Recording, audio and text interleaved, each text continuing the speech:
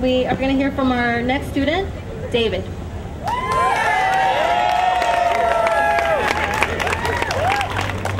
Hello everyone. How's everyone doing today? I know, it's a little hot. But before I begin my testimony, I'd like to tell you a little bit about myself. My name is David Cho, and I'm going to be a third year studying International Economics and Korean at UCLA this upcoming fall. In addition to my involvement with Ideas at UCLA, I'm also part of the UCLA Bruin Marching Band. I'm the first Korean in UCLA history to become one of its conductors, also known as the drum major. As a drum major, I'm responsible for conducting the band in front of 75,000 people for football games at the Rose Bowl Stadium, 12,000 for basketball games at Pauley Pavilion, and many more at other sporting events. Upon graduation, I wish to be part of the United States Air Force, and after I serve in the military, I wish to attend Harvard Kennedy School of Government. My ultimate goal and dream in life is to become the United States ambassador to South Korea. To begin my testimony, my family and I emigrated from South Korea to California when I was about 10 years old.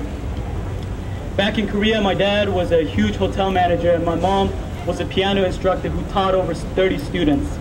They both graduated with a college degree, but their college degrees don't mean anything here. So right now, my dad works at a gas station here in Los Angeles, plus graveyard shifts, barely making minimum wage. And my mom works as a babysitter at home, making less than minimum wage. And because of my immigration status, I'm not even qualified for any financial aid from the government. That means no Cal Grant and no FAFSA. Every day it's a struggle for me and my family trying to pay for our utility bills, apartment rent, car payments, food, and not only my tuition at UCLA, but also my sister's. She's going to be a second year at Cal Poly Pomona this upcoming fall. I commute to school every day in order to save some money, and I tutor high school students almost every day. My sister comes back home on the weekends to work too. My family and I, we're just trying to do everything we can so that my sister and I can go to school and just pretty much just survive out here. I have a GPA of 3.5 at UCLA, but unfortunately my GPA and my double major in International Economics and Korean won't mean anything after graduation without this DREAM Act. Look, it's not like I'm a criminal out here breaking into people's houses. I'm a hardworking student who just wants to excel in school and work here legally. That's all I want to do. All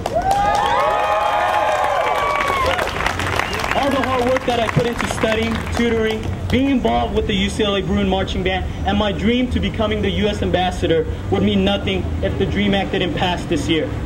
Like myself, some of the students that are standing behind me right here, they'll have nowhere to go after graduation, and that's sad because we can contribute to the society in so many ways.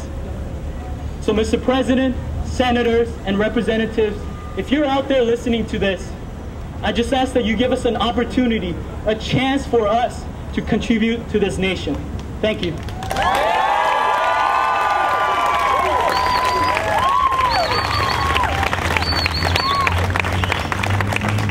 We will now hear from our last testimonial from a student, Nancy.